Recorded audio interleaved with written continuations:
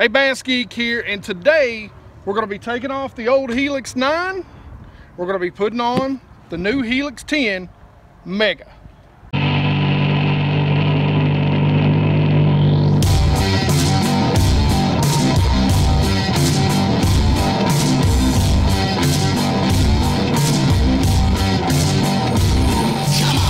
So the first thing I want you to notice, the difference between the Gen 1.9 and the Gen 1.10 is that there really isn't much of one as far as the frame and the body is concerned. Other than the internals, the only thing you'll notice that's different is the black bezel is a little bit bigger around the 9 than it is around the 10. You'll actually notice that the quick connect plugs on the back look identically the same. So the great thing is I don't have to change the mounting bracket or any of the parts and pieces. That's one real good thing that Humminbird is doing with this Helix series. Their quick connect feature versus plugging in every single cable, Humminbird has done a superior job and made it very easy. So as you can see here, all we have to do is take the quick connect features out, just 2 screws, and all we have to do, since we're replacing the transducer, we're going to the new Mega transducer. All we have to do is take this one cable out. The other big thing that we have to do is we have to put in a new inline fuse. That fuse needs to be upgraded for the Mega to a 4 amp slow blow fuse.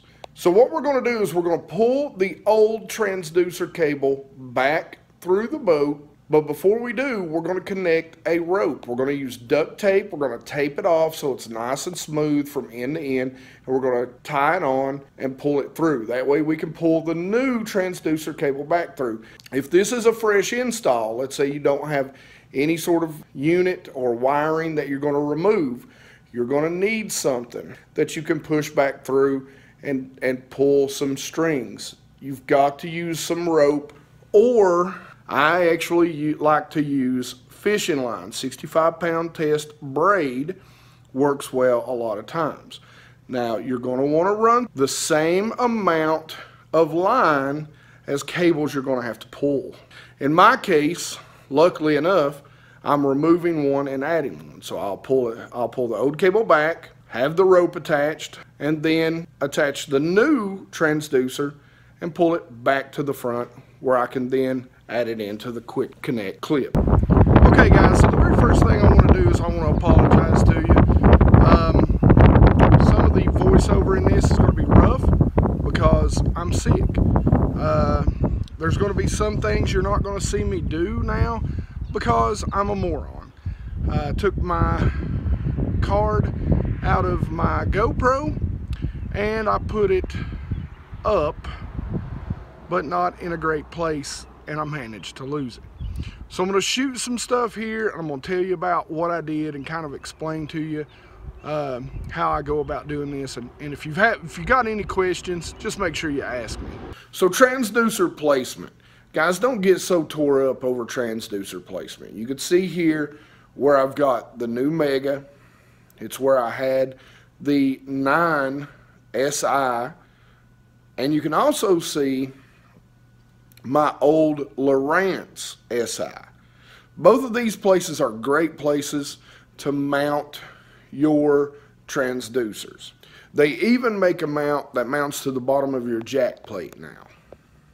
The biggest tip I can give you about placement, just make sure from side to side that it's relatively clear from obstructions.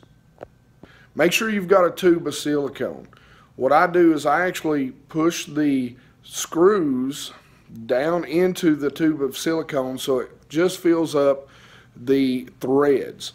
That way, as you're screwing those into the boat, it actually creates a watertight seal.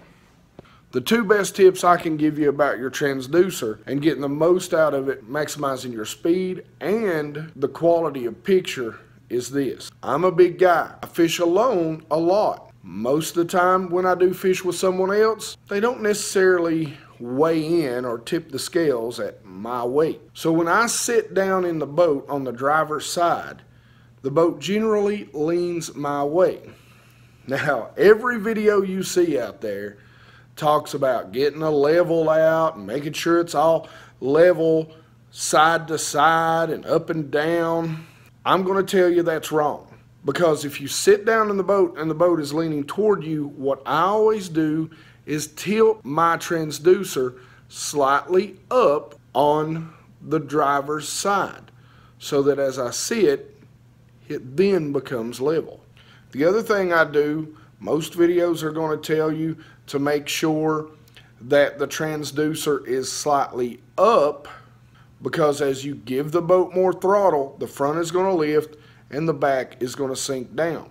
If you'll look at this shot, you'll notice that both of my transducers are actually tilted down and toward the bottom of the boat. The reason why that is that I can get a clear picture at higher speeds.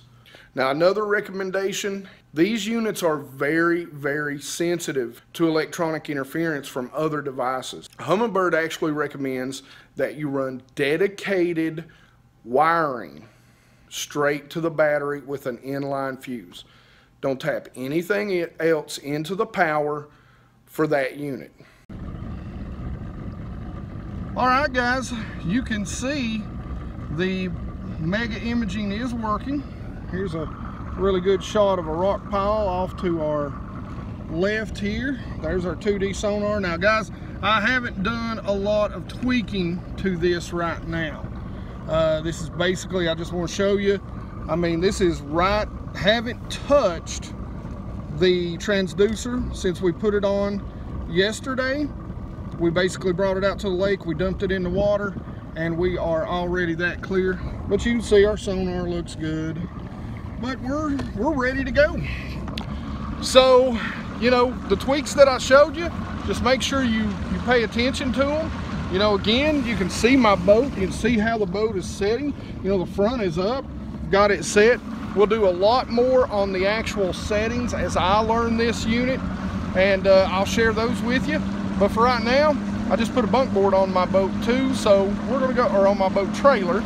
So we're going to go ahead and we're going to load the boat up and get out of here. No fishing for me today, unfortunately. As always, guys, questions and comments in the comment section below. You know I love to talk fishing with you. Like it if you like it. Don't forget to subscribe, and you guys rock.